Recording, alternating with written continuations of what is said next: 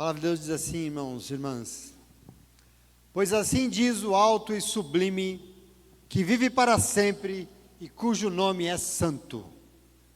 Habito no lugar alto e santo, mas habito também com o arrependido e humilde de espírito, para dar novo ânimo ao espírito do humilde e novo alento ao coração arrependido. Amém? Senta aí no teu lugar.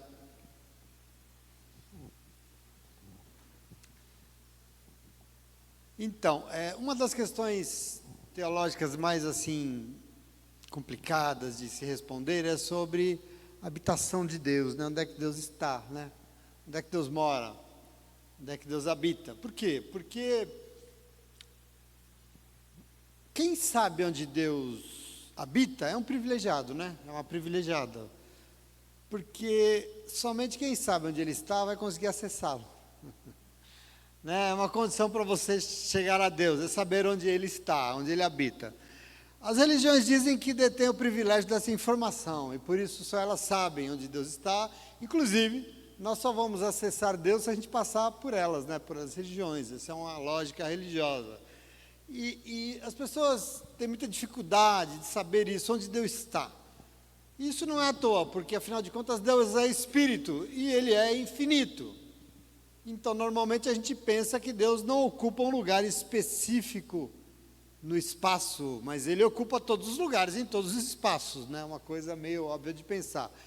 Entretanto, eu queria pensar além disso hoje com você. Santo Agostinho tem na verdade é um negócio meio humorado dele, acho que ele está, sei lá, se ele está falando sério, porque ele diz assim, ó: Deus é um círculo infinito, cujo centro está em toda parte, e cuja circunferência não está em lugar nenhum. Ou seja, impossível dizer onde Ele está, porque Ele é infinito, e Ele está então em toda parte, mas ao mesmo tempo Ele pode estar em lugar nenhum. É um desafio grande, não é mesmo? Responder essa pergunta, esse inquirimento.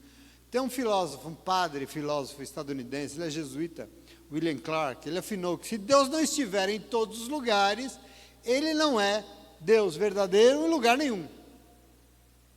Quer dizer, para Deus ser Deus de verdade, Ele precisa estar em todas as partes, em todos os lugares. Por isso é dito que um dos atributos de Deus, eles usam uma palavra grega, que é a tal da onipresença, né? Isso significa que Deus está em todos os lugares ao mesmo tempo. Ele é onipresente, Ele é Deus, Ele é todo presente. A gente costuma afirmar.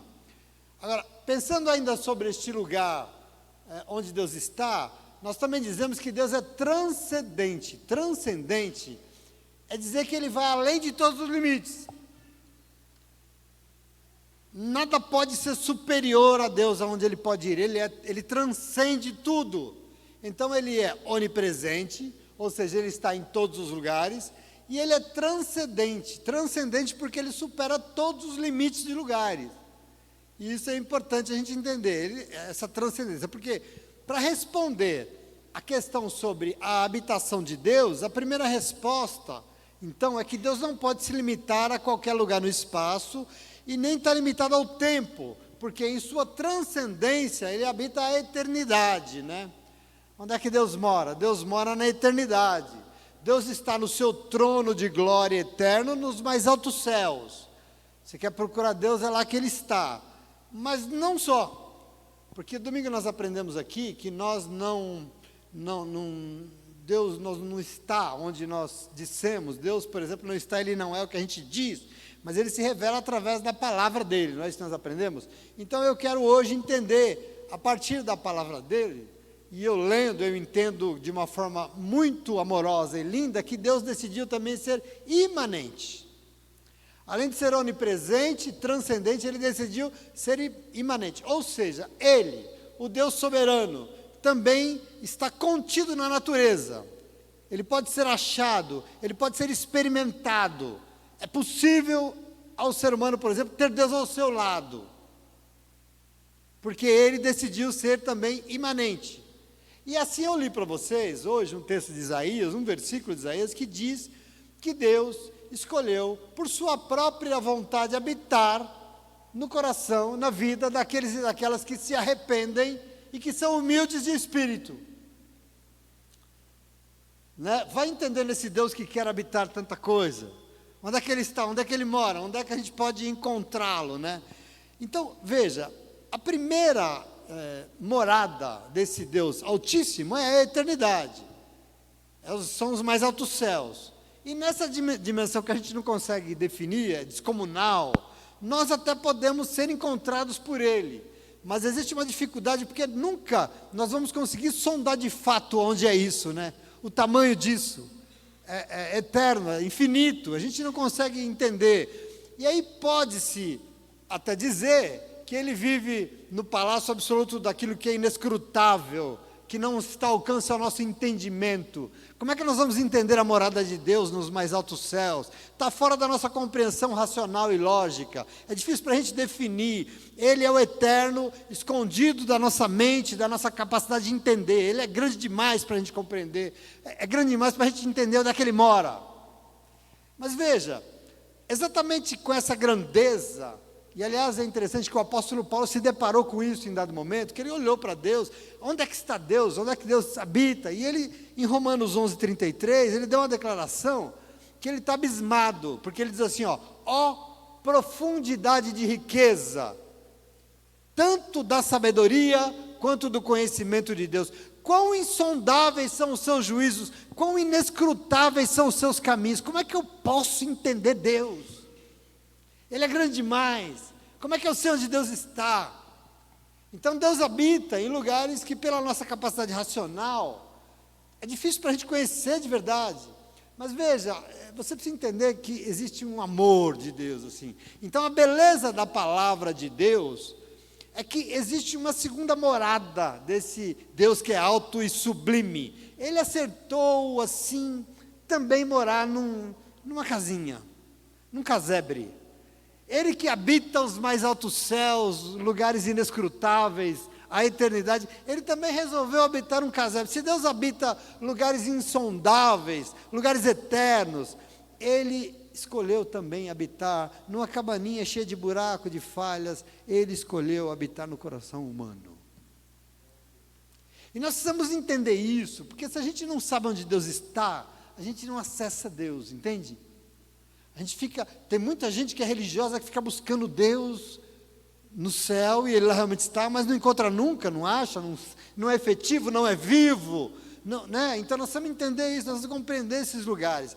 Essa casinha aqui, talvez seja uma casinha de veraneio do verbo de Deus, um lugar que ele vai passar um tempo que ele encontra. O transcendente se tornou imanente para se encontrar com um ser humano, aliás, diga-se de passagem, um ser humano tanto quanto arrogante, um ser humano tão fraco, que a gente poderia dizer que é até difícil, ridículo até, inclusive porque acha que pode ser como Deus, né? Entende como isso é até um contrassenso? Deus é grande demais, como é que um ser como Deus, nessa dimensão, Deus que é Deus mesmo, resolver se fazer humano, se fazer morar num humano. Só um Deus humano e histórico pode mudar a história do ser humano, por amor, e livrar o ser humano desse pecado dele achar que ele é como Deus, ele achar que ele é forte, que ele é onipresente, onipotente, onisciente, que ele pode ser como Deus. Só um Deus assim pode nos salvar de nós mesmos. Ainda sobre esse lugar que Deus habita, tem uma passagem no livro de Atos capítulo 17, o texto diz, aliás tem vários momentos da Bíblia, tem Atos 6, tem Isaías, que o Deus que fez o mundo e tudo que nele há, sendo o Senhor do céu e da terra, não habita em templos feitos por mãos humanas, né? Vamos entender isso, quer dizer, esse Deus que habita os mais altos céus, a eternidade, um Deus que é transcendente, um Deus que está fora do alcance da nossa compreensão, dos nossos olhos, também decide ser imanente para habitar os corações humanos, mas o texto aqui diz que ele não habita templos feitos por mãos humanas. Isaías diz isso, Estevão, antes de ser apedrejado, ele diz a mesma coisa que Isaías, aqui no capítulo 17 é repetido a mesma coisa, e eu quero entender bem isso, porque vira um contrassenso, porque a Bíblia afirma que Deus não habita em templos feitos por mãos humanas, mas na Bíblia tem o templo de Jerusalém, né? Na Bíblia tem a nossa igreja, né? E a nossa igreja e o templo são lugares que a gente diz que é a morada de Deus, sim ou não? Como é que funciona isso? Será que nós estamos equivocados? Então, para entender isso, e aqui na toada de entender onde é que Deus mora, eu preciso voltar com vocês no livro de Reis, porque lá começou um negócio. Lá, no livro diz que Davi quis construir uma casa para Deus habitar, para Deus morar. Mas o Senhor disse para ele: não, Senhor, não vai. O Senhor diz: não quero que construa nada, você não vai. Agora, será através do seu filho, da sua descendência, que será construída uma casa para mim. O que a gente pensa nessa hora?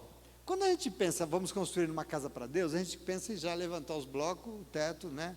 Um lugar físico, não é isso que a gente pensa? A casa de Deus. Agora, templo aqui é isso. A palavra casa aqui, entretanto, não significa isso. Porque a palavra casa aqui significa descendência no livro de Reis. Por exemplo, quando a Bíblia fala de Abraão e sua casa, ele não está falando do lugar que ele morava. Quando a Bíblia fala de Davi e sua casa, não está falando do lugar que ele morava. Está falando de Abraão e sua descendência. Quem é a casa de Abraão? É Abraão, Sara, o seu filho, os seus empregados, a sua nora e os seus netos. Isso é a casa de Abraão. Casa, na Bíblia, é uma descendência. Então, veja, Deus não disse em nenhum momento para Davi ou seu filho construir um templo para ele habitar. Em nenhum lugar está escrito isso. Deus não pediu isso. Deus não habita em templos feitos por mãos humanas. O que aconteceu? Só para você entender. Salomão, que é o filho, tomou ao pé da letra essa afirmação e construiu um templo de pedras suntuosas para Deus. Ele resolveu fazer. Para quê? Ele quis construir um templo para Deus morar nele. E vocês acham que foi por acaso? Não. Ele fez exatamente do lado da casa dele. Está o templo aqui e a casa do rei aqui do lado. Por quê? O rei tem que ser perto e dono do templo. Ele é dono da casa que Deus mora. Afinal de contas, ele acha que o acesso direto a Deus tem que ser do rei. Isso ele decidiu. É o que Davi queria. Quem conhece a passagem do livro de Reis aqui, que Davi queria levar para a sua casa a arca da aliança? Vocês conhecem essa passagem? E Davi manda buscar a arca, só que a arca não queria ir morar com o rei. E todo mundo que encostava a mão na arca para levar para o rei morria, caía morto. E de tanta gente morrer, a arca foi morar na casa de umas pessoas num monte de lugar, e abençoou todo lugar que ela passou, mas na casa do rei ele não queria morar. Mas o rei quer Deus ali morando na casa dele. E Salomão constrói o templo. Agora, depois que construiu o templo, Salomão teve uma atitude um tanto quanto nobre, que ele decidiu dedicar aquele templo a Deus. Deus não pediu, mas ele resolveu fazer uma oração, aliás, uma oração bem bonita. E o texto diz que Deus ouviu a oração dele. E Deus falou uma coisa mais ou menos assim, para simplificar: tá bom, Salomão, beleza. Você reconstruiu aí esse negócio, bonito pra caramba e tal. Eu agradeço você, obrigado pelo reconhecimento de construir isso aí. Mas vamos fazer assim. Presta atenção aqui. Se esse lugar realmente foi uma casa de oração, se esse lugar, se o povo que se chama pelo meu nome, você ouviu isso? Se humilhar, se reunir aqui para orar, se buscar a minha face e se converter dos seus maus caminhos, eu ouvirei e eu perdoarei os seus pecados e eu sararei a sua terra. Então eu estou falando, tá bom, já que você quer, então que esse lugar seja, eu aceito fazer desse lugar um lugar de oração para os corações humildes e quebrantados, e eu vou vir e perdoar os seus pecados, e eu vou sarar esse povo. Percebe aqui? Deus que não pediu templo nenhum, aceita então aquela oferta de Salomão. E a pergunta que eu faço para você é o seguinte: o que é que aconteceu com o templo de Salomão dedicado a Deus? Se transformou um covil de ladrões. Um covil de ladrões. Pergunto: Deus habita covil de ladrões? Jamais. Não é à toa que em João 2, para você entender a passagem, Jesus, o nosso Senhor Jesus Cristo, entrou nesse mesmo templo aqui, com um chicote na mão, e ele fez o quê? Disse para todo mundo: este lugar deveria ser o quê? Uma casa de oração, porque foi isso que Deus disse para Salomão, mas vocês transformaram ele num covil de ladrões. E fez o que? Expulsou todo mundo. E você sabe o que ele diz na sequência? Diz assim, ó: destruam esse templo e eu reconstruirei e levantarei de novo em 3 dias. E aí a própria palavra esclarece com todas as letras. O templo que Jesus está falando aqui era o seu corpo. Percebe aqui, eu estou falando da morada de Deus, eu estou falando da igreja do templo. Veja, Deus não habita templos feitos por mãos humanas. Ele nunca pediu para ninguém construir um lugar para ele morar. Nunca, em nenhum lugar. Isso, aliás, não pediu, sabe por quê? Porque isso é perigoso. Por que é perigoso? O dono desse lugar vai começar a achar que ele é dono de Deus. Quem levantou essas paredes, quem manda lá, quem é dono da chave, vai achar que é dono de Deus. Uma coisa muito interessante que tem em Jerusalém, um comentário: a igreja do Santo Sepulcro é a igreja mais famosa de Jerusalém, é o lugar da sepultura de Deus para a tradição católica toda. Fazem filas gigantescas, é um templo com uma porta enorme. Deixa eu dar uma notícia para vocês. Esse templo tem essa porta, e essa porta tem um dono, e esse dono é um muçulmano que é dono da chave. Ninguém entra lá se ele não der a chave. O perigo de você ser dono. Aqui é onde Deus não está. E por mais que eu e você precisamos de um espaço para adorar o Senhor, nós precisamos de uma igreja para exercitar a nossa comunhão, nós precisamos de uma casa para orar e se humilhar diante dEle. Entenda, o Senhor sabe que nós precisamos disso, mas Ele não vem no nosso meio por causa desse lugar aqui. Ele não vem, Ele vem porque nesse lugar tem um povo que se arrependeu e é humilde de espírito. Entende isso? Entende a diferença da igreja como templo, que a gente acha que é a casa de Deus e não é, mas a igreja como você que é esse lugar que Deus quer habitar? Nós temos que compreender isso. Portanto, para compreender Jesus, Jesus é Deus e Ele se encarnou e habitou entre nós, né? Ou seja, o Deus alto e sublime, que vive para sempre, aceitou fazer morada no humano. E com isso, depois de Jesus, toda a lógica de que Deus habita em templos feitos de pedra, cai por terra. Porque depois de Jesus Cristo, presta atenção aqui, templo e morada de Deus é a sua igreja. E igreja para Jesus não é e nunca foi prédio, mas é o povo que se humilhou e se reúne para orar, buscar a face do Senhor e se converte dos seus maus caminhos. Isso é igreja. Igrejas são pessoas e não um lugar. Vocês estão entendendo, sim ou não? Está difícil de entender? Nós temos que entender onde Deus está, senão nós não vamos achar Deus. Se as pessoas acham que vem aqui neste lugar buscar Deus e Ele só está aqui, nós estamos com um problema. Nós estamos com um problema, porque essa não é a verdade. Não está na Bíblia isso em lugar nenhum. Então veja, não se engane. O Deus alto e sublime, eterno, Ele é onipresente, ou seja, Ele está em todos os lugares. Ele é transcendente, Ele supera todos os limites de lugares. Ele habita a eternidade. Mas veja, não é qualquer lugar. Primeiro, Ele não habita lugares edificados por mãos humanas. E mesmo que tenha encarnado e nos ensinado o que Ele deseja fazer de nós, templo e sua morada, Ele não vai habitar qualquer vida. Não é qualquer um. Não é porque é ser humano. Existem condições. Esse casebre que é o ser humano não pode ser habitação do Altíssimo por si mesmo, por si só. Ele não pode. Por isso uma reforma precisa ser feita. Aliás, reforma não. Precisa jogar tudo no chão e construir de novo, senão não é habitação. Entende isso? Precisa passar por algo, porque para ser templo e morada do Deus Altíssimo, só morrendo e nascendo de novo como uma nova criatura, senão não é. Aqui está o drama daquilo que somos nós. Se eu sei onde Deus habita, onde é que Deus habita? Para alguns só no céu, mas para mim, para você que somos povo de Deus, nós sabemos que Ele habita no nosso coração, sim ou não? Nós somos templo de morada de Deus. Só que Deus habita em qualquer lugar? Daqui está o nosso engano. Deus mora em qualquer casa? Deus mora em qualquer casa esburacada? Não, Senhor. Por isso, para ser coisas precisa acontecer. Tem que derrubar tudo e reconstruir. E veja, isso não adianta ser um projeto feito por mãos humanas. Essa reconstrução não, senão Deus não habita. Precisa ser um lugar projetado, arquitetado, planejado pelo Espírito Santo de Deus. Tem alguém que precisa fazer essa obra. E não somos nós. Não é o pastor, não é o Papa, não é você mesmo, tem que ser o Espírito Santo. Você compreende isso? Está claro isso, sim ou não? Veja, tem que ser um projeto divino. Portanto, meu irmão, minha irmã, Deus não habita uma igreja porque a gente abriu e botou uma placa que chama igreja. Da mesma forma, Deus não habita uma vida porque ela tem uma religião. Essas não são as medidas do Senhor. Deus nunca disse para o povo: eu vou estar aqui porque vocês são judeus. Nunca. E nem disse para Paulo: eu vou estar aqui porque vocês são cristãos. Nunca, não é essa a questão, meu irmão.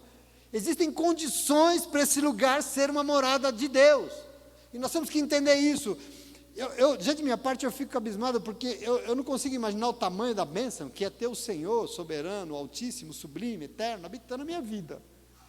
Você percebe o tamanho disso? Como isso é extremamente maravilhoso? Quem sou eu para merecer? Não vou merecer nunca. Quem somos nós? Para saber que nós somos templo e morada desse Deus, o nosso coração. Pensa comigo. Tem um salmo, o salmista, aliás, ele falou isso, ele fez essa mesma pergunta. Salmo 144, verso 3.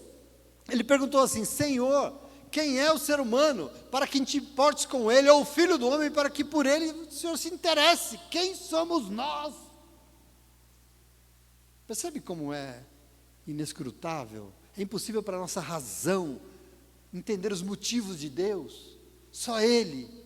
Nós, seres humanos, limitados, não conseguimos atingir esses porquês que Deus faz determinadas coisas, e por isso nós precisamos da palavra de Deus revelada.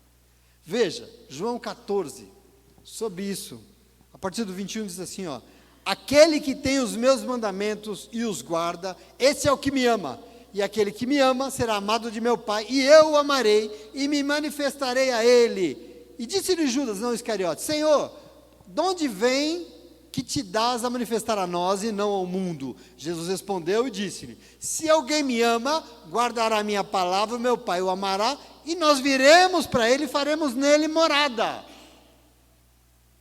Que privilégio é esse, meu Deus? Às vezes a gente trata isso como nada. Às vezes ser crente não é nada, não significa nada. Meu irmão, veja que lindo isso. O Deus absoluto, transcendente, onipresente, decidiu para quebrantar a arrogância do ser humano, para aquele que acha que é o que não é,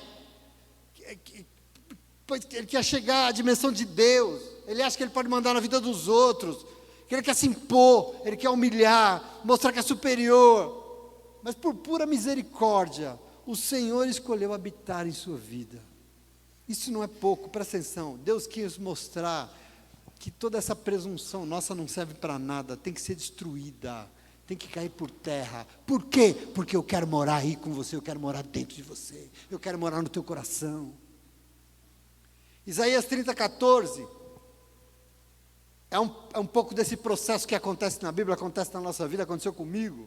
Diz assim: ele o fará em pedaços, como um vaso de barro, tão esmigalhado, que entre os seus pedaços não se achará um caco que sirva para pegar as brasas de uma lareira para tirar água em uma cisterna. Por que isso? Às vezes Deus precisa quebrar o vaso. Por quê? Eu precisei. Deixar em cá. É um projeto para quê? Para derrubar, destronar, para talvez humilhar essa humanidade, porque ela é presunçosa demais. Por quê? Por que ele quer fazer isso? Porque porque ele quer habitar, porque ele quer morar, porque ele quer caminhar conosco, ele quer ser Deus sobre nossa vida, e não dá para ser, se o Espírito não vier, destronar, desconstruir a idolatria e reconstruir uma habitação digna de ser a morada de Deus. Não é por maldade, que às vezes dá tudo errado na nossa vida, não é por maldade que a coisa desanda, não.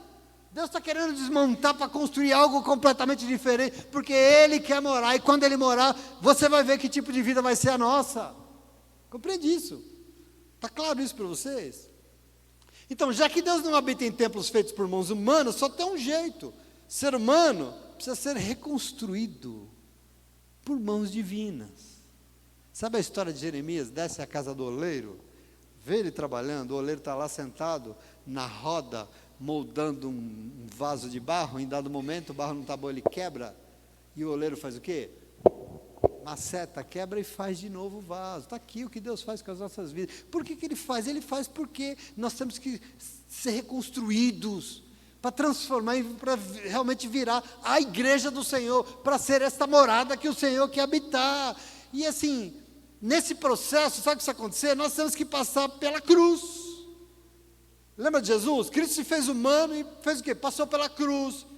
Importa então, todos nós que queremos ser moradas de Deus, também temos a nossa cruz. Temos que seguir o mesmo caminho de Jesus. Nós temos que passar por algo parecido. Cristo se fez humano para alcançar humanamente os seres humanos, aqueles que só pensam em si mesmo, e depois Cristo se fez servo, para quê? Para destronar a nossa soberba. Cristo lavou nos pés dos discípulos, falando, eu quero que vocês façam isso, para destronar que a gente é soberbo, a gente pensa que manda na nossa vida e na vida dos outros, e finalmente, Cristo morreu para matar o nosso ego, para nos ensinar que nós temos que morrer, para matar todo o eu que se levanta contra e acima dos planos de Deus. É um processo de reconstrução, percebe? Portanto, veja, não é o templo, não é porque um lugar se chama igreja, assim como não é qualquer ser humano que será habitação do Deus Altíssimo, não, somente quem for refeito, reconstruído, remodelado pelas divinas mãos de Jesus Cristo. Entende isso? Entende porque a gente fala, nossa pastor, mas sofre, por que sofre? Porque tem um processo de reconstrução fundamental, porque se não acontecer isso, nós não somos essa morada, esse templo que Deus espera. Salmo 34, 18, diz assim, ó, perto está o Senhor, de quem? Dos que têm coração quebrantado, e os salva os de espírito oprimido. Perto está o Senhor de quem? De quem tem o coração quebrantado. E aí, para passar por essa reconstrução, precisa mudar aquilo que é. E aqui tem um negócio que não tem nada de fácil, né? A gente mudar quem nós somos. Aliás, esse é o grande drama da humanidade. Nossa leitura inicial, e eu repito aqui para você entender, diz que do alto e sublime, o que vive para sempre, ele diz, o nome dele é santo, ele diz que ele habita num santo lugar sim, um alto e santo lugar, mas ele habita também com arrependido, com humilde de espírito, para dar um novo ânimo ao espírito humilde e um novo alento ao coração arrependido. Eu moro lá, mas eu quero morar aí também. Aí em quem? Aí em quem se submete a isso. Então, ele não habita em qualquer lugar, mas ele quer habitar, sim, ele quer vir. E para isso algumas coisas precisam mudar. E aqui está o grande desafio. Por quê? Porque nós somos um tanto quanto obstinados, isso é muito forte. O ser humano luta contra a mudança o tempo todo. A gente não aceita o novo, a gente quer que seja como sempre foi. Às vezes eu falo com a minha esposa, amor, está ouvindo há 10 anos a palavra e se não acontece nada, o que eu vou fazer? Por isso a Bíblia Sagrada diz que é necessário um coração que passa pelo quebrantamento. O texto diz aqui com todas as... Perto está o Senhor de um coração quebrantado. Esse quebrantamento aqui é fundamental. Para que haja humildade e arrependimento sincero é preciso quebrantamento. Oséias 6,1 diz assim, ó, vinde e tornemos para o Senhor, porque Ele nos despedaçou, mas Ele vai nos sarar. Ele fez a ferida, mas Ele vai fechar. Por quê? Na maioria das vezes o Senhor, parece que Ele promove um fracasso. Eu fracassei.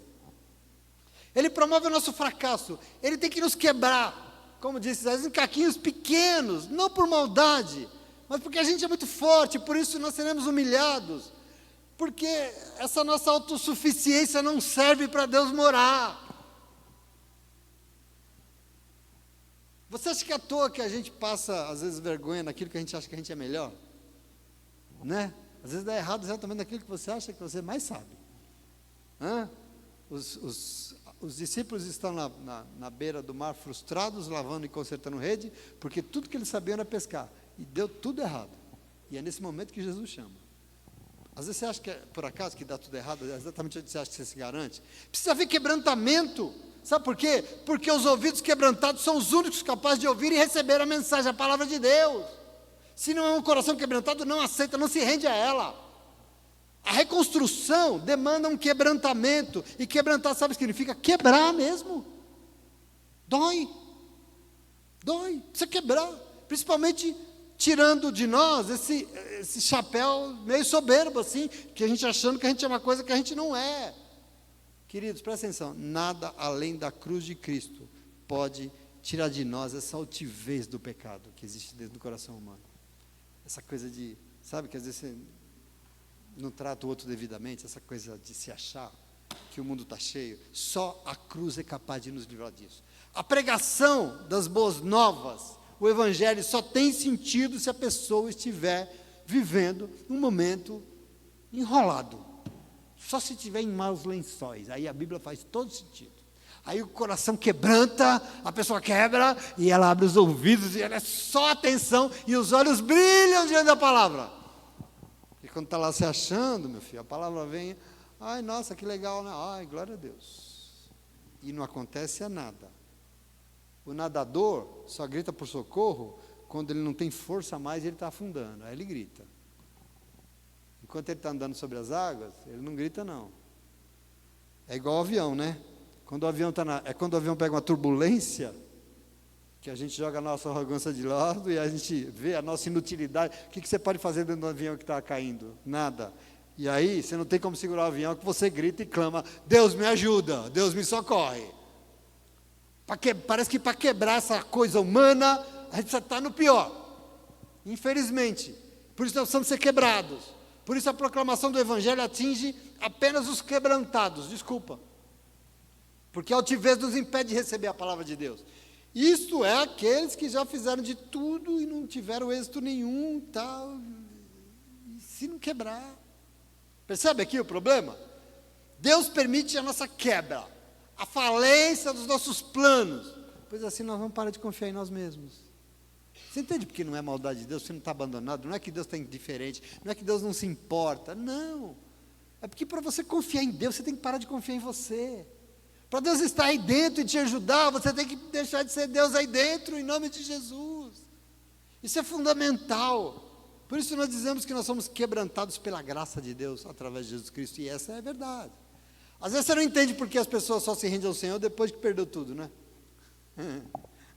Enquanto tem, se agarra no que tem. Perde tudo, corre para a igreja. Mas é assim mesmo, depois que perde tudo. Mas hoje o Senhor está te mostrando aqui, é que isso é condição básica para você se tornar morada do Deus Altíssimo. Você passou por isso, porque tinha um Deus que te amava de um tanto que Ele quer habitar a sua vida. Ele quer estar aí dentro, Ele quer morar com você. E não pode ser qualquer morada. Não é um aluguel temporário, não. É uma aquisição permanente. É uma Shekinah, que a Bíblia fala. Ele quer morar eternamente, permanentemente, todos os dias, em todo lugar que você estiver, 24 horas por dia, dentro de você, no teu coração, na tua existência. 1 Coríntios 6,19, diz assim, ó, acaso vocês não sabem que o corpo de vocês é santuário do Espírito Santo que habita em vocês, que lhes foi dado por Deus e que vocês não são mais de vocês mesmos? Vocês foram comprados por alto preço, portanto, glorifiquem a Deus com o corpo de vocês.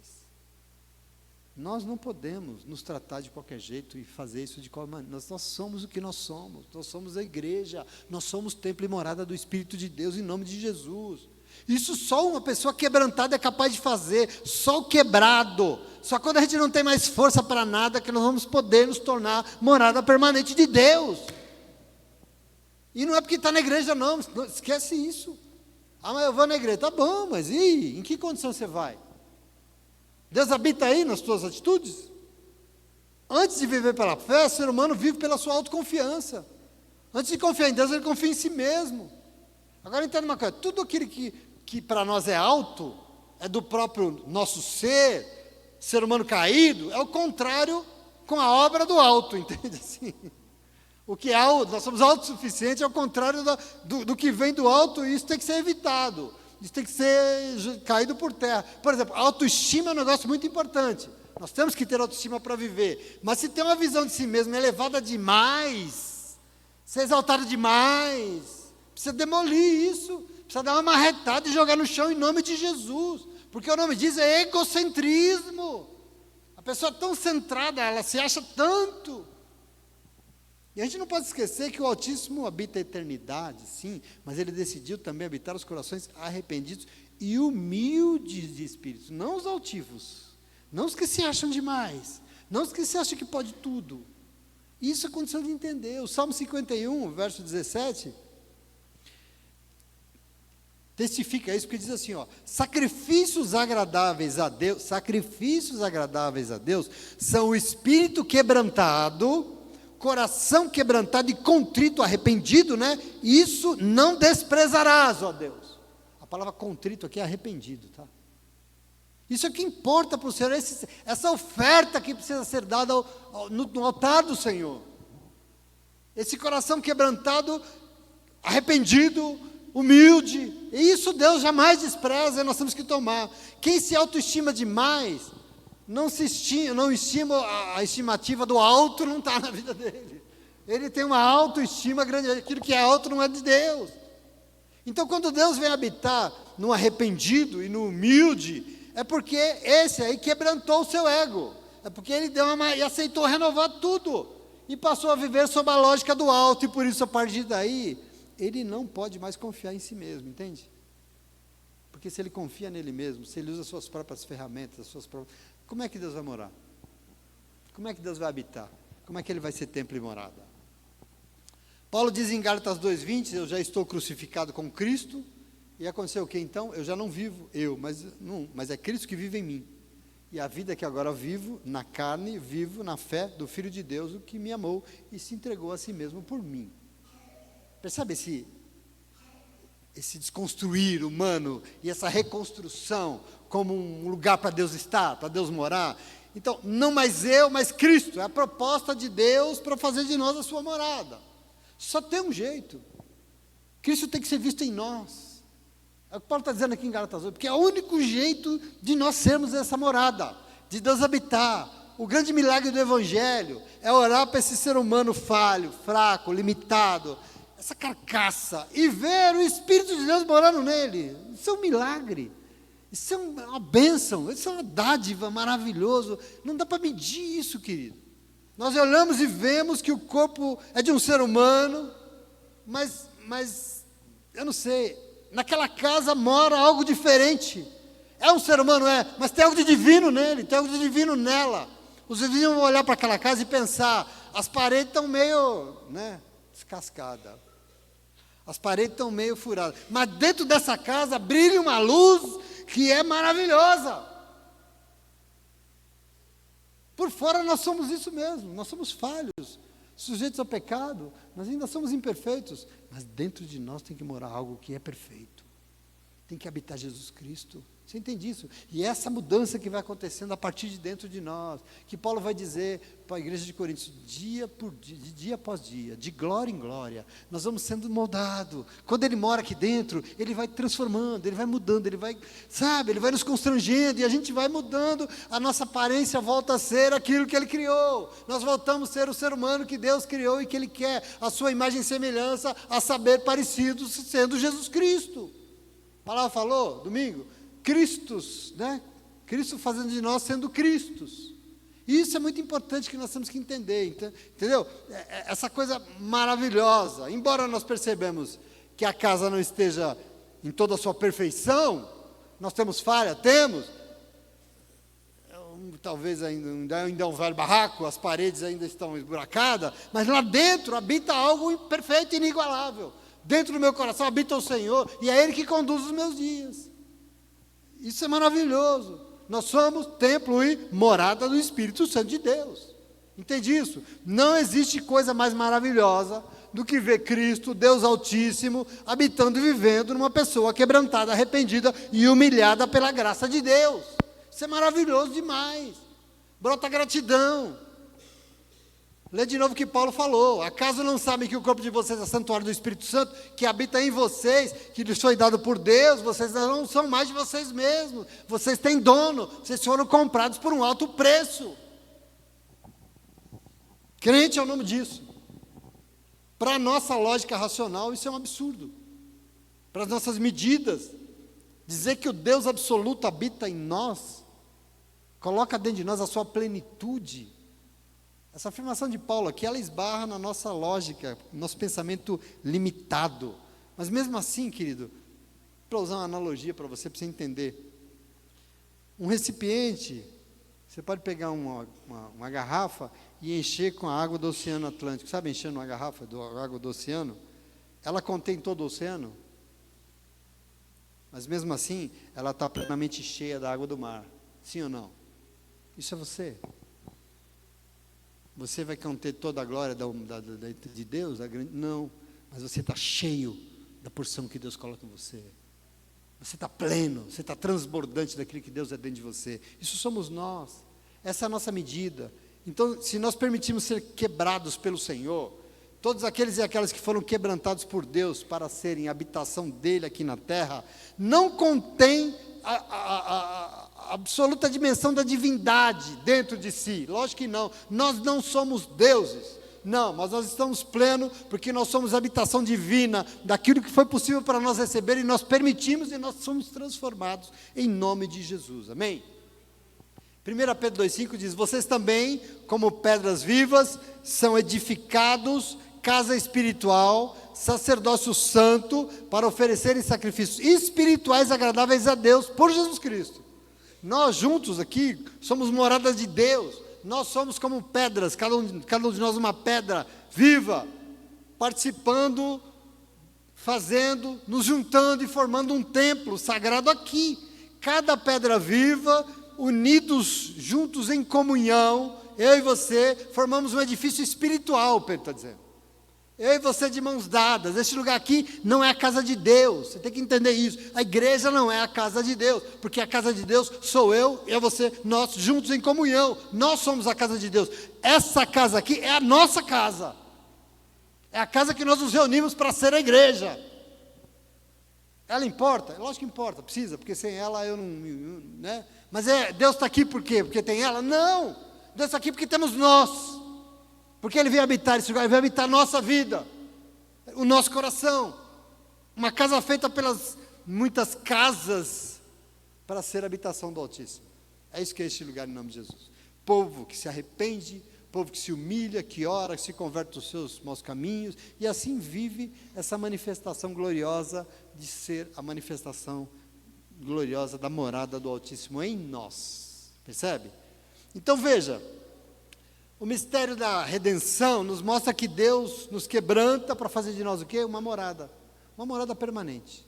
Ele quer morar em nossa vida. Ele faz o que faz, a palavra vem, às vezes ela nos abre no meio, né? A Bíblia diz que ela é como uma espada que nos rasga, né?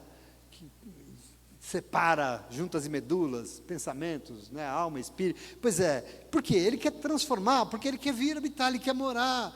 E que nós possamos então merecer um pouco dessa coisa que Ele deseja fazer, sem quebrantamento que Deus vai fazer, não vai ter espírito, não tem avivamento espiritual. A gente anda um tanto quanto ultimamente meio xoxinho espiritualmente, a gente percebe, as pessoas perdem o ímpeto, porque tem outras prioridades, e elas não dão conta dessa gloriosa, dessa coisa linda, que é esse Deus querendo fazer de nós uma residência, querendo fazer de nós a nossa casa, e para isso Ele manda uma palavra, Ele nos ensina, Ele nos quebranta, e a gente abre mão disso por tão pouco, meu irmão, em nome de Jesus.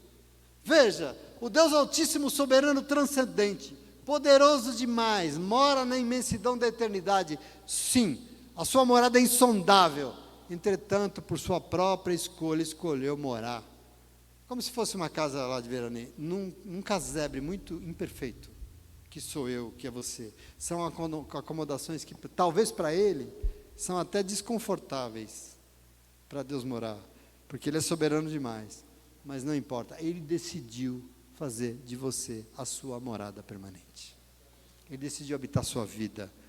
Entretanto, assumir essa escolha, eu encerro já, decidir ser essa morada do Altíssimo, traz os seus percalços, as suas consequências, porque Deus não habita em templos feitos por mãos humanas. Se a sua vida é feita por decisões que você mesmo toma, adivinha? Deus não habita em templos feitos por mãos humanas.